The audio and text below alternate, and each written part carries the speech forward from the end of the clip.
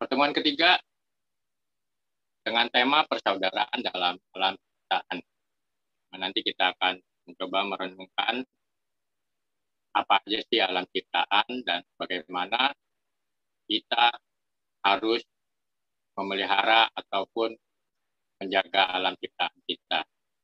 Ya, kita mulai dengan tanda kemenangan kita dalam nama Bapa dan Putra dan Roh Kudus.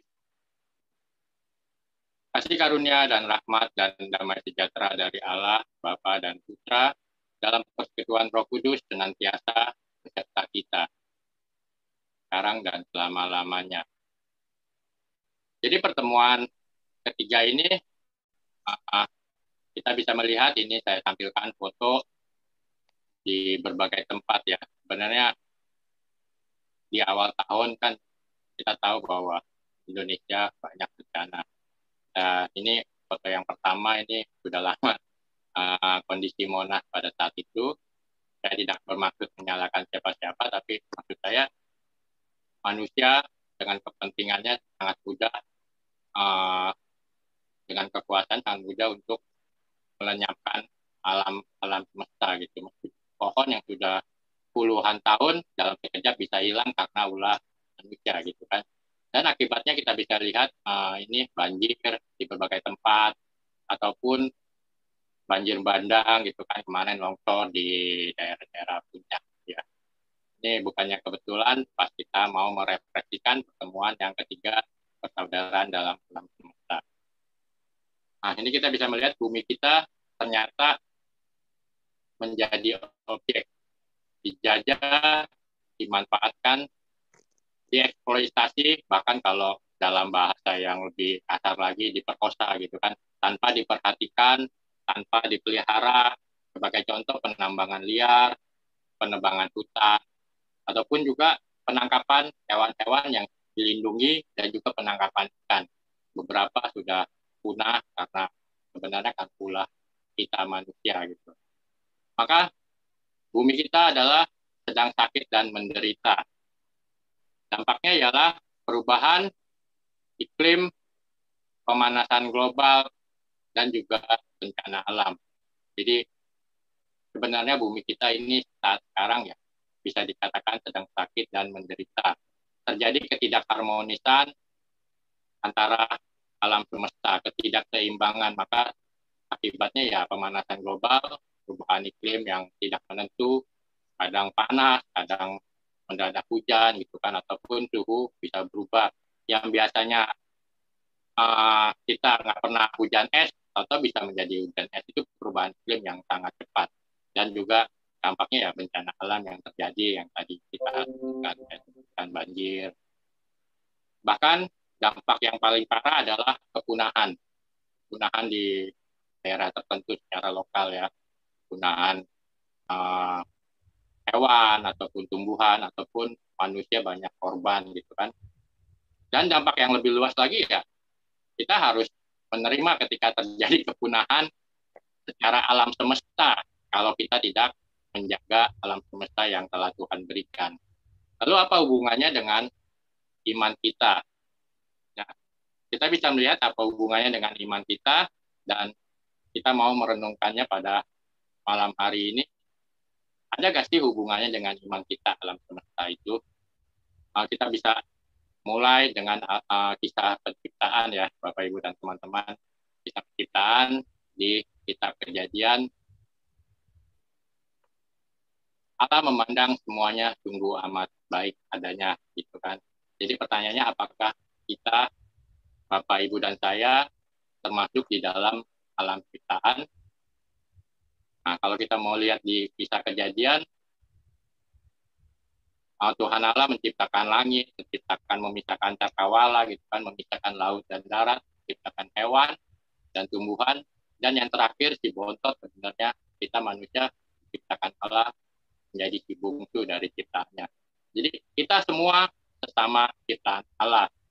Karena kita terakhir diciptakan, mungkin diberi perlakuan khusus sangat spesial oleh Tuhan Allah gitu kan, dihembuskan nafasnya menjadi kita menjadi hidup gitu kan. Allah menghembuskan nafasnya untuk kehidupan kita, maka kita menjadi hidup.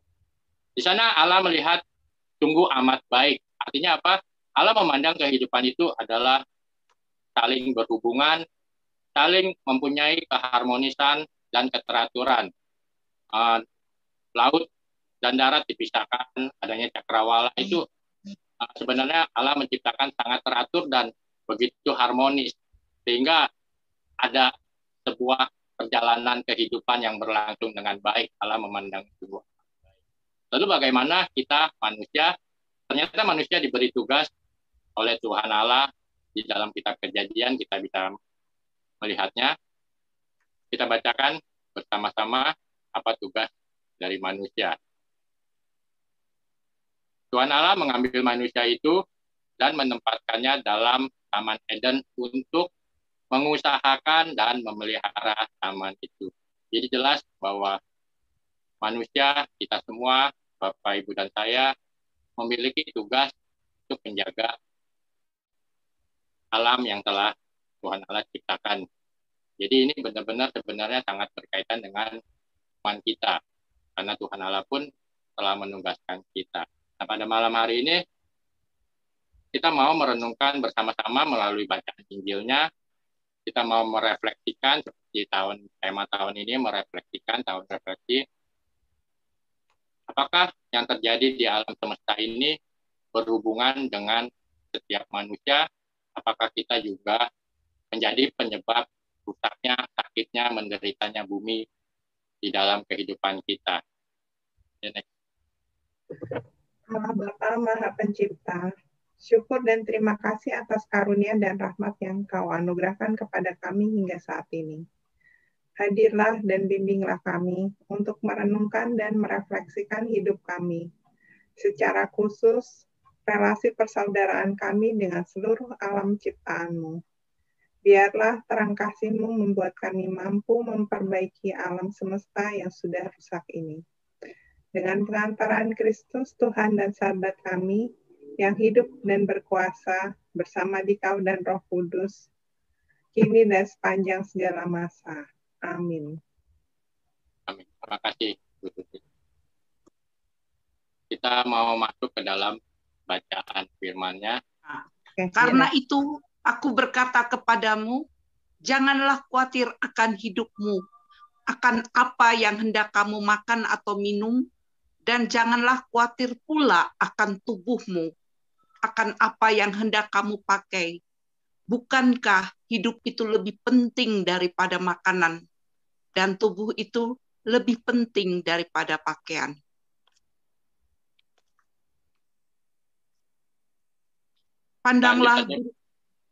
Pandanglah burung-burung di langit yang tidak menabur dan tidak menuai, dan tidak mengumpulkan bekal dalam lumbung, namun diberi makan oleh Bapamu yang di surga.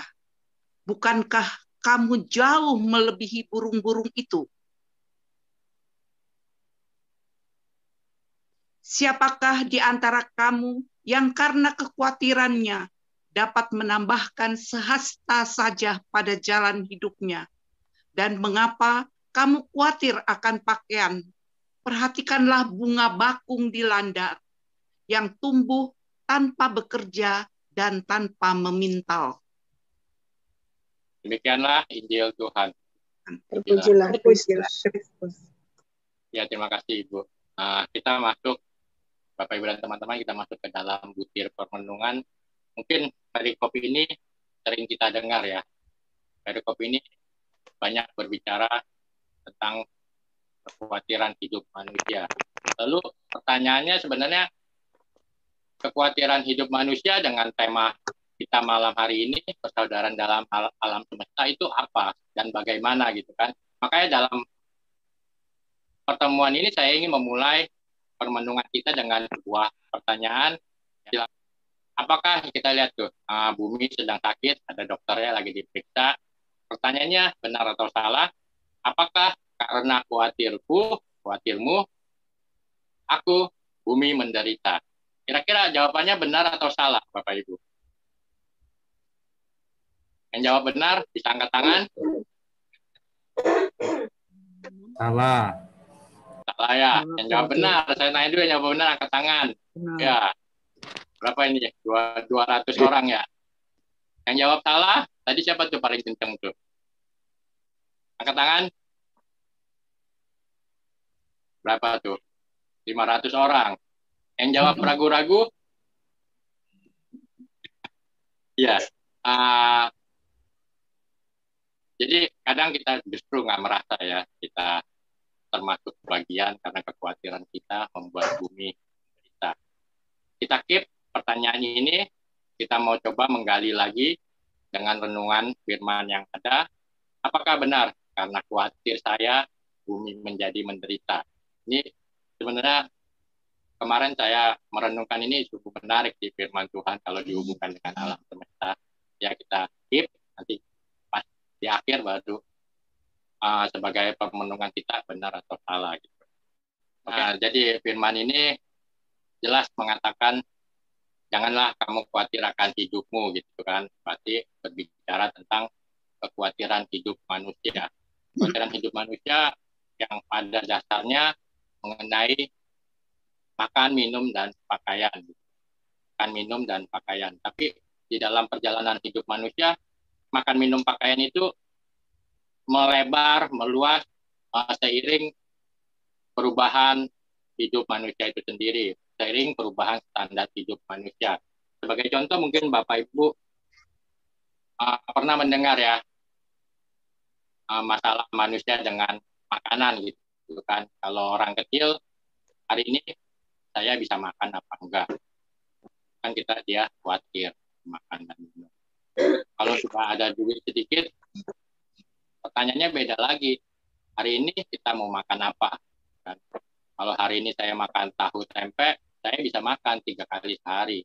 Tapi kalau hari ini saya makan babi panggang, gitu, ayam goreng, mungkin saya bisa makan cuma 1 kali atau 2 kali sehari gitu. Itu juga termasuk kekhawatiran akan makanan dan minum. Tapi kan tingkatannya sudah mulai berbeda. Yang ada duit lagi, saya mau makan di mana gitu, di restoran apa hari ini gitu kan, apakah di restoran Chinese food, di Padang. Dan yang terakhir ketika sudah menjadi konglomerat atau menjadi sukses gitu kan, hari ini kita mau makan siapa gitu, pertanyaannya itu kan lelucon ya sebenarnya, tapi lelucon yang sebenarnya membuat kita harus merenungkan bahwa kekhawatiran hidup itu sebenarnya meningkat menurut standar hidup manusia dan juga standar hidup dunia.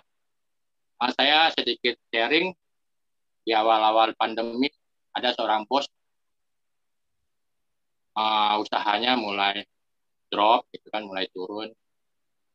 Sebenarnya dalam pandangan dia turun juga dia masih bisa makan gitu kan. Tapi dia mulai khawatir. Kekhawatirannya berbeda dengan kekhawatiran orang-orang yang umpamanya Gojek ataupun saya gitu kan. Hari ini saya dapat makan atau enggak. Kekhawatiran si bos ini berbeda. Biasanya istri gua belanja sembarangan, mau pakai baju bermerek, mau pakai tas bermerek, mau pakai sepatu Prancis gitu, nggak apa-apa. Tapi sekarang setelah pandemi udah nggak bisa seperti itu ya, harus milih-milih, harus irit-irit gitu kan. Itu kan juga termasuk sebenarnya kekhawatiran hidup. Makanya kekhawatiran hidup manusia sebenarnya tergantung standar hidup dan standar hidup dunia. Jadi kecenderungannya di sini saya tulis manusia berusaha mengumpulkan bekal di dalam lumbungnya. Kalau tadi ada ayat berapa itu kan, janganlah kamu khawatir, burung aja tidak menabur, tidak menuai, burung aja tidak mengumpulkan bekal di dalam lumbungnya. Karena ya burung emang nggak khawatir, Tuhan pasti pelihara gitu kan. Di sini sangat jelas katakan bekal, burung tidak mengumpulkan bekal di dalam lumbungnya. Tetapi manusia ketika kekhawatiran itu datang, dia mulai memikirkan mengumpulkan bekal di dalam lumbungnya. Dia mulai istilahnya menutup-nutupi kekhawatiran itu dengan yang namanya kekayaan, kenyamanan, ataupun kenikmatan. Ini 3 ini sebenarnya ya kekhawatiran yang terselubung. Kita bisa melihat bacaan Injil ya, kalau Bapak Ibu ingat, orang kaya yang bodoh di dalam Lukas bab 12 ayat 18 sampai dengan 19. Mungkin bisa ditampilkan itu di sana kita sangat jelas bahwa kenapa orang mengumpulkan bekal di dalam lumbungnya. Bab 12 ayat 18 sampai dengan 19. Judul perikopnya orang kaya yang bodoh. Jadi saya baca dari ayat 16 deh sampai 19. Kemudian Yesus mengatakan kepada mereka suatu perumpamaan, katanya, ada seorang kaya, tanahnya berlimpah-limpah hasilnya. Dia bertanya dalam hatinya, jadi orang kaya ini bertanya dalam hatinya, apakah yang harus aku perbuat? Sebab aku tidak mempunyai tempat di mana aku dapat menyimpan hasil tanahnya. Lalu katanya, inilah yang akan kuperbuat. Aku akan merombak lumbung-lumbungku dan aku akan mendirikan yang lebih besar dan aku akan menyimpan di dalamnya segala gandum dan barang-barangku. Nah, berarti manusia karena kekhawatirannya menyimpan bekal di dalam lumbungnya. Kita pun juga menyimpan bekal, pastinya kan, menyimpan tabungan, menyimpan harta benda. Itu sebenarnya dalam batas-batas tertentu tidak ada yang salah gitu kan. Kita lihat ayat selanjutnya. Sesudah itu aku akan berkata kepada jiwaku, jiwaku, ada padamu banyak barang tertimbun untuk bertahun-tahun lamanya. Beristirahatlah, makanlah, minumlah, dan bersenang-senanglah. Jadi, Bapak, Ibu, dan teman-teman, kita bisa melihat kekhawatiran membuat manusia mengumpulkan bekal di dalam lumbungnya untuk bersenang-senang, untuk makanan dia, untuk minumnya dia, gitu kan. Ini yang sebenarnya, makanya kadang kita tidak menyadari bahwa mengumpulkan bekal di dalam lumbungnya itu membuat kita menjadi lupa diri. Kekhawatiran hidup tadi sudah dibahas ya, bermacam-macam membuat hidup kita menjadi konsumerisme. Artinya apa? Membeli sesuatu menurut keinginan kita, bukan menurut kebutuhan kita. Konsumerisme gitu kan. Di sini jadi untuk menutupi kekhawatirannya kita menjadi konsumerisme. Mungkin kita bisa melihat contohnya seperti ini. Bapak Ibu bisa melihat kulkas Bapak Ibu masing-masing saat sekarang gitu kan. Kita buka isinya itu kosong apa penuh gitu. Nah, kalau isinya penuh, apakah itu buat dimakan gitu? Kadang banyak orang yang belanja hanya untuk keinginannya. Kalau di supermarket bergerobak-gerobak gitu kan, saya antrinya juga kadang lihat, wih gila nih, ini orang 3 gerobak belanjanya coy gitu kan. Pertanyaannya, apakah setelah masuk kulkas akan dimakan atau dibiarkan? Dibiarkan berlama-lama akhirnya kadaluarsa dan dibuang. Itu ya termasuk gaya hidup konsumerisme. Dan ini banyak yang terjadi di gaya hidup dunia modern. Kita sering kali hanya belanja sesuai keinginan tanpa kebutuhan. Lalu bertindak di luar batas. Kita bisa melihat contohnya waktu pandemi COVID, banyak orang-orang yang memborong masker dan hand sanitizer. Itu juga kan karena khawatir tidak kebagian, maka ada orang-orang tertentu memborong banyak-banyak. Kalau saya ke supermarket cari vitamin juga habis, cari hand sanitizer juga habis pada saat itu awal mesti keliling beberapa supermarket baru ketemu. Nah, itu juga karena kekhawatiran akan yang kita pakai, akan yang apa yang kita minum, yang kita makan. Jadi kita bisa melihat kekhawatiran itu banyak manusia bertindak di luar batas dan juga melepaskan tanggung jawab, jadi tidak peduli dengan orang lain.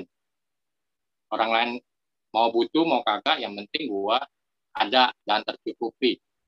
Makanya semakin seperti itu kita tidak lagi peduli kepada orang lain dan dalam kita. Nah, hal ini juga menjadi himbauan ya, jadi himbauan, hanya jadi perhatian Bapak Paus Fransiskus dalam ensikliknya Laudato Si. Bapak Ibu bisa membaca secara lengkap di buku kuning ini dari dokumen gereja. Di sana sangat bagus, bisa di-download di Google. Saya membacanya sangat menarik bahwa bumi adalah rumah kita bersama, dan masalah yang terjadi seperti polusi, perubahan iklim ataupun limbah, penurunan kualitas hidup manusia. Jadi ketika polusi ataupun perubahan iklim ataupun bencana terjadi, maka standar hidup manusia itu sebenarnya kualitas hidup manusia akan menurun, terutama dalam enciklik ini, terutama orang-orang miskin yang sangat berdampak. Ketika itu terjadi, orang-orang miskin akan sangat berdampak bagi diri mereka. Makanya ini menjadi perhatian Bapak Paus. Kepunahan juga bagi spesies tertentu ataupun tanaman tertentu. Dan juga menghimbau bahwa ini semua juga harusnya menjadi perhatian kita bersama. Bahwa gaya hidup dan teknologi sangat berkaitan dan juga kadang membuat kita berkuasa terhadap alam semesta dan bertindak semena-mena. Di sini saya cuma hanya menggarisbawahi bahwa Paus mengkritik gaya hidup konsumerisme dan pembangunan yang tak terkendali, menyesalkan terjadinya kerusakan lingkungan dan juga pemanasan global. Saya lanjut. Dikatakan kedamaian batinnya manusia berkaitan erat dengan pelestarian lingkungan hidup dan kesejahteraan umum. Jadi kedamaian batin itu sangat berhubungan dengan kekhawatiran hidup ya. Semakin kita hidup, maka semakin kita khawatir, maka kedamaian tidak ada di dalam diri kita kan. Makanya ditekankan kedamaian batin sangat berkaitan erat dengan pelestarian lingkungan hidup dan kesejahteraan umum. Pertanyaannya bagaimana dengan kita saat sekarang yang kita mau renungkan gitu. Ini ajaran iman dan teladan hidup. Jadi pertanyaannya bagaimana dengan kita? Mungkin kita berpikir ya Bapak Ibu dan teman-teman bahwa penebangan hutan ataupun penambangan liar itu tidak ada hubungannya dengan kita gitu kan. Karena itu orang-orang yang berhubungan langsung, orang-orang yang berkuasa menebang pohon, menambang liar, itu tidak ada hubungan. Mungkin kita berpikir begitu ya. Tetapi kalau kita mau merenungkan bahwa sebenarnya kita semua sangat berhubungan dengan kita. Ketika penebangan hutan terjadi, maka sebenarnya kan ada masalah prinsip ekonomi gitu kan, ada kebutuhan dari manusianya. Kita memakai tisu, kita memakai kertas, begitu gampangnya juga kita membuangnya gitu. Jadi kalau sehari bisa kumpulin seluruh dunia kebutuhan akan kertas dan tisu berapa banyak, maka ya mau nggak mau mesti prinsip ekonomi, yang punya duit, yang punya pabrik, wah ini ada untung di sini. Dia nebang, tidak peduli lagi dengan alam semesta, alam sekitarnya. Makanya ini sebenarnya sangat berhubungan. Terus pemanasan global ataupun polusi. Mungkin kita berpikir itu hanya karena pabrik-pabrik. Padahal kan seperti Jakarta aja, Jakartanya panasnya minta ampun gitu kan. Itu terjadi kan karena banyak orang-orang yang memiliki mobil pribadi, umpamanya tidak cukup 1 atau 2, tapi 5 gitu kan, anak-anaknya buat jalan, buat mobile, buat makainya ya cuek aja, pokoknya gue mau pergi ya gue pakai, gue pergi. Atau menggunakan AC, itu juga sebenarnya sangat pengaruh. Sekarang semakin panas karena mungkin AC 1 nggak cukup ya Bapak Ibu di rumah ya. Kamar orang tua pakai AC, kamar anak-anak 3 ya, AC-nya 3 udah 4. Ruang tamu belum. Kalau perlu kamar pembantu dikasih AC juga. Ataupun dapur kalau perlu karena khawatir kepanasan dikasih AC. Itu udah berapa tuh? Jadi pemakaian itu sebenarnya sangat berhubungan dengan kita. Apa yang kita kerjakan sehari-hari, ya itu ya benar sangat berhubungan apakah kita mau memelihara ataupun merusak alam semesta, lingkungan hidup kita. Maka himbauannya adalah menuju gaya hidup yang baru. Gaya hidup yang baru ya gaya hidup baru artinya kesadaran yang untuk melakukan tindakan nyata sehari-hari di dalam kehidupan kita. Seperti menghindari kan, kalau terakhir ini gereja Katolik sudah ya, menghindari styrofoam atau penggunaan plastik. Itu sudah diserukan di awal-awal di tahun-tahun kemarin. Menghemat air dan listrik itu ya gaya hidup yang baru. Kita harus memperhatikan hal-hal seperti itu. Memasak secukupnya, hindari budaya untuk membuang makanan. Dan juga memilah-milah sampah. Mungkin nanti di bagian sharing, ada yang mau sharing seperti apa tindakan nyata dalam sehari-hari. Dan juga pertobatan ekologi. Artinya pertobatan ekologi, kita mau menghayati panggilan hidup kita untuk melindungi dan menjaga serta memelihara alam ciptaan Allah sebagai buah perjumpaan dengan Kristus. Kita mau menghayati tidak hanya kepada sesama kita bertemu sama, artinya kita mengalami perjumpaan dengan Kristus, tetapi dengan alam semesta pun kita mau menghayati kita juga mengalami perjumpaan dengan Tuhan Yesus, dengan Allah sendiri. Kalau di dalam Pemazmur banyak ya ayat-ayat yang mengagumkan alam semesta. Teladan hidupnya di sana juga di enciklik ini dikatakan Santo Fransiskus Assisi. Kita semua bersaudara katanya Santo Fransiskus Assisi. Bahkan beliau bisa berbicara dengan guru, dengan segala, sangat luar biasa. Dibacakan firman, kalau burung gitu, dibacakan firman nama ini. Santo Fransiskus ini dibacakan firman dan burungnya ikut bernyanyi, malah dikatakan di dalam perjalanan hidup Santo Fransiskus.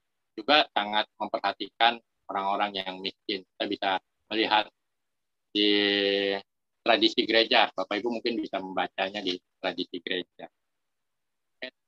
Nah ini, jadi tujuannya bukan untuk mengumpulkan informasi ataupun memuaskan rasa ingin tahu kita, tetapi menerima kesadaran yang menyakitkan akan apa yang sedang terjadi pada dunia. Kita diajak untuk menyadari bahwa apa yang terjadi di dunia ini sebenarnya berhubungan dengan kita semua, dan berani mengubahnya menjadi penderitaan kita sendiri. Bumi sedang sakit, sedang menderita, ya sebenarnya itu ya penderitaan kita manusia. Dan dengan demikian menemukan sumbangsi apa yang dapat kita berikan masing-masing.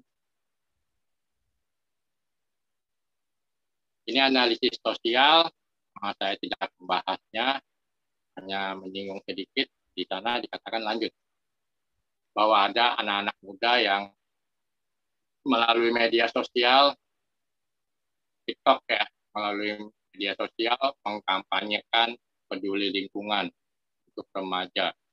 Ini sangat bagus, sangat benar-benar anak muda sudah berpikiran ingin melestarikan lingkungan, peduli lingkungan. Bisa dilihat di sana. Ya. Dan teman-teman, mungkin itu butir permenungannya, kira-kira jadi bahwa kekhawatiran kita apakah menyebabkan bumi menderita, kita bisa jawab di dalam hati kita, dan tindakan nyatanya apa, mungkin bisa di-sharingkan pada malam hari ini gitu kan. Silakan yang mau berbagi sharing. Oh iya, Ibu silakan. Good. Lani. Oh iya, ya. Saya tadi tersindir sedikit sih waktu kamu bilang, Pak Robin bilang isi kulkasnya diperiksa. Terus terang saya kan tinggalnya memang rada jauh, dan jauh dari mall, jauh dari kalau di Jakarta jalan sedikit kita bisa ketemu mall, bisa ketemu supermarket. Kalau di tempat perumahan saya tuh belum ada. Jadi paling deket saya masih ke Ayon Serpong. Nah, karena khawatir, terus terang karena khawatir makanan nggak ada di rumah, jadi saya selalu nyetok barang makanan tuh, belanja dari hari-hari Roxy, bawa ke rumah, ke sini, rumah Bogor. Jadi tadi waktu ngomong isi kulkas tuh langsung kayak ditabok. Terus terang jadi memang karena khawatir, jadi saya juga yaitu konsumerisme. Terus tadi saya juga merenungkan ternyata memang ekonomi yang kita jalanin sekarang, terutama saya rasain sendiri, yang belanja yang mestinya udah nggak perlu-perlu amat, diambil-ambilin, karena mikirnya cuma satu, ya udah ntar juga bayar kok pakai kartu kredit ini gitu loh. Jadi konsumerismenya itu benar-benar berasa banget di saya. Dan itu saya juga udah, walaupun sebenarnya saya udah berkurang jauh dibanding dulu. Dulu saya lebih gila lagi kalau belanja. Cuma sekarang sudah bisa rada ngerem. Cuma memang begitu tadi lihat isi kulkas, iya banyak banget ya ternyata gitu loh. Jadi kayaknya sekarang juga jadi punya niatan lagi kalau barang-barang di rumah belum habis, gak usah belanja dulu deh sekarang gitu. Cuma ya paling nyetok secukupnya aja itu. Makasih. Ya, terima kasih Ibu Lani. Akhirnya ada yang tersentuh juga. Ditabok. Ya kadang sebenarnya kalau dihabiskan makan ya nggak apa-apa gitu kan. Kalau didiamkan berlama-lama gitu. Apalagi makanan yang nggak awet. Kalau anak saya juga kadang beli minuman gitu kan. Masukin kulkas, lupa dikeluarin lagi. Didiamin aja. Udah masuk kulkas. Sampai rusak, sampai dibuang. Nah itu jadi kita budaya membuang, membiasakan budaya membuang gitu kan. Kalau dalam ensiklik budaya membuang dikatakan merampas hak orang miskin kalau kita membuang makanan yang ada. Makanya memasak secukupnya, menyimpan makanan pun secukupnya. Jangan lupa kalau udah masuk kulkas, jangan lupa dikeluarin untuk dimakan. Iya. Ya, terima kasih. Ada yang lain?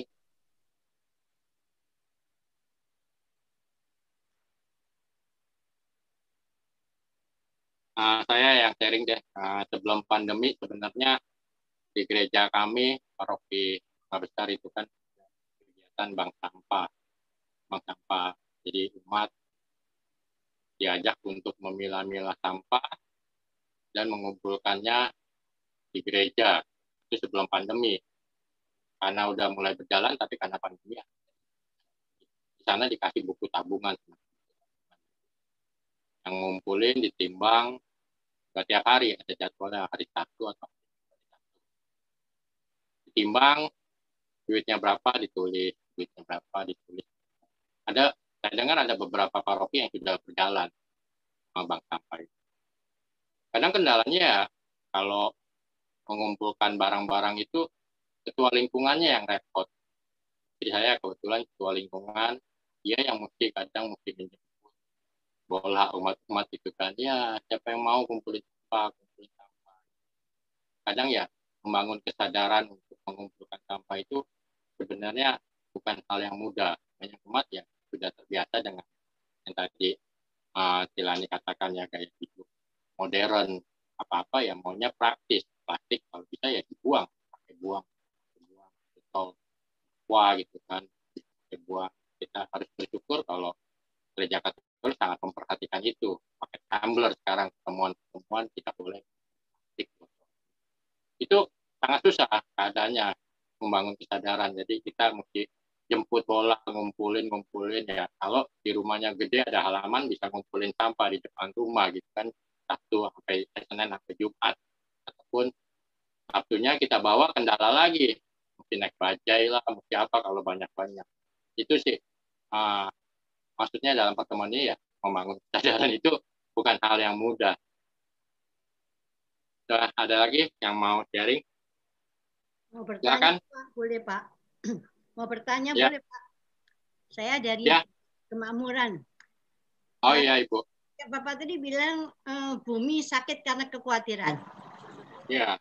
Ya, tapi di mana sekarang? Zaman sekarang siapa sih, Pak, sih nggak khawatir? Jalan aja takut kenaan ini COVID. Ya kan? Kemana jadi khawatir kan selalu ada. Gimana untuk menghilangkan kekhawatiran itu, Pak? Makasih. Ya dengan Ibu siapa? Hilda. Ibu Hilda dari Kemakmuran ya? Ya. Dari BAK. Ya, Ibu. Mungkin ada yang bisa membantu menjawab, menghilangkan kekhawatiran. Kalau dalam bacaan ini jelas, janganlah kamu khawatir akan yang kamu makan, akan hidupmu, apa yang kamu makan, apa yang kamu hidup. Kan? Kalau menurut saya, manusia pasti ada kekhawatiran karena masih hidup. Setiap manusia hidup pasti ada kekhawatiran, Ibu. Cuma pertanyaannya berapa kadar kekhawatiran kita gitu. Saya pun tiap hari masih khawatir walaupun Tuhan Yesus katakan janganlah kamu khawatir akan apa yang kamu makan, akan yang kamu minum, akan apa yang hendak kamu pakai. Dikatakan sebenarnya ayat terakhir sangat bagus itu. Bahkan kemegahan Salomo pun tidak semegah bunga bakung. Jadi pakaian itu sebenarnya mau mengatakan kemegahan, kekayaan apa yang kita banggakan gitu. Kekhawatiran pasti ada, cuma kadarnya seperti apa. Apakah karena kekhawatiran hidup kita membuat kita jadi konsumerisme ataupun menjadi ketakutan yang berlebihan. Jadi ada min, ada plus gitu kan. Ketika kita mampu, kita akan menjadi konsumerisme. Ketika kita tidak mampu, kita akan ketakutan dan tidak akan berbuat apa-apa dan sepertinya menjadi stres. Kalau saya sih dibawa enjoy, Bu. Kalau saya pribadi dibawa enjoy, kekhawatiran saya juga masih khawatir, namanya manusia. Kalau masalah COVID, orang bilang nggak keluar-keluar, kalau saya nggak keluar artinya ya nggak makan gitu kan. Saya perlu keluar, tapi tetap menjaga protokol kesehatan gitu, tetap menjaga jarak. Saya juga setiap hari kadang harus keluar karena harus mencari makan di luar, Ibu. Kira-kira itu, mungkin ada yang mau tambahkan untuk menangani kekhawatiran seperti apa? Kalau pesannya Romo kemarin, kalau khawatir dia nyanyi. Saya baru ingat, dia nyanyi. Khawatirnya hilang, Ibu. Waktu dia mengalami COVID, dia khawatir juga ada. Tapi ada pertanyaan gimana supaya nggak khawatir. Jadi dia bernyanyi memuji Tuhan. Maka kekhawatiran kan apa yang dia alami dengan COVID itu juga berkurang gitu kan. Kurang dan lebih semangat di dalam hidup. Oke, yang lain ada yang mau menambahi atau ada yang mau sharing baru? Begitu ya, Ibu Hilda, yang bisa saya sampaikan. Terima kasih, Pak. Ya, sama-sama, Ibu. Saya mau nambahin sedikit. Ya, silakan. Menanggapi Ibu Hilda ya, tentang kekhawatiran. Gini, kalau Ibu merasa khawatir, coba Ibu tenang, lalu pikirkan ke masa lalu, di mana saat-saat Ibu itu merasa paling apa ya, di titik terbawah dalam hidup Ibu gitu, di bawah titik bawah. Jadi di mana saat Ibu kayaknya udah merasa nggak tahan lagi, merasa nggak semu lagi. Lalu Ibu bayangkan saat ini apa yang Ibu miliki saat ini dibandingkan dengan masa yang saat-saat itu. Jadi maksud saya di masa yang paling rendah itu pun Ibu bisa lalui gitu sampai dengan Ibu pada saat sekarang. Berarti itu pendampingan dari Tuhan kita itu bukan omong kosong. Jadi Immanuel itu bukan omong kosong seperti itu, Bu. Terima kasih, Bu. Ya, terima kasih, Bro Andre. Sebenarnya gampang kalau mau itu, saya baru ingat. Lihat aja bacaan Injil hari ini. Kalau Ibu khawatir, pandanglah burung, pandanglah bunga bakung. Pasti dijamin khawatirnya akan hilang. Dan ingat ayat ini, Tuhan pasti pelihara gitu kan. Amin, Bapak Ibu dan teman-teman. Itu kuncinya. Kalau kita khawatir ya kita lihat aja burung di udara. Tuhan pasti pelihara. Dan ini sebenarnya Injil ini mengingatkan kita. Kalau kita khawatir ya begitu. Secara gampangnya. Silakan yang mau lanjut. Lagi yang mau sharing. Mau habis ya waktunya ya? Apa mau tutup? Sudah habis. Sudah habis. Oke, kita tutup ya. Bapak, Ibu, dan teman-teman, jadi saya sedikit merangkum pertanyaan yang di awal permenungan kita. Apakah kekhawatiran saya membuat bumi menderita? Ya, memang tidak secara langsung, tetapi apa yang kita lakukan sehari-hari, kita bisa merefleksikan apa yang saya lakukan. Apakah sudah memelihara ataupun memelihara alam semesta ataupun membuat alam semesta. Dan malam ini ya justru kita diajak untuk beraksi nyata seperti himbauan Bapak Paus. Kekhawatiran hidup harus disikapi dengan benar. Seringkali kita tidak sadar budaya konsumerisme adalah bentuk lain dari kekhawatiran hidup kita. kita mengejar kenyamanan, mengejar kenikmatan ataupun kekayaan hidup, sebenarnya kekhawatiran yang terselubung.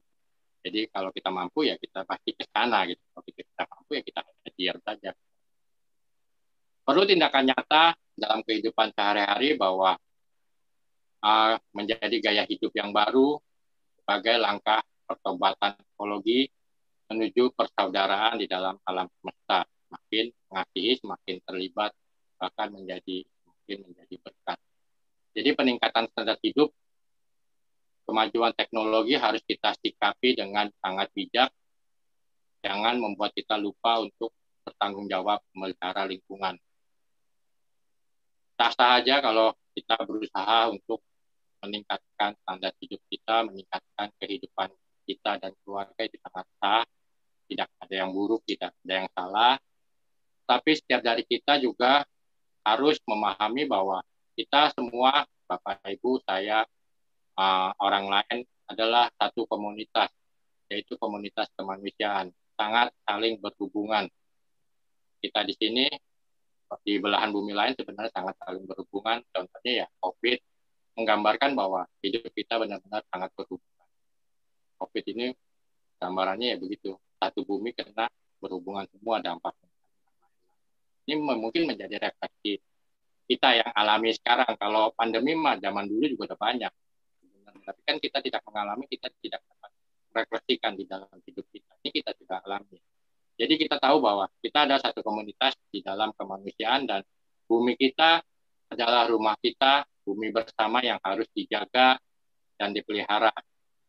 Kira-kira itu ya Bapak, Ibu, dan teman-teman yang saya bisa sampaikan.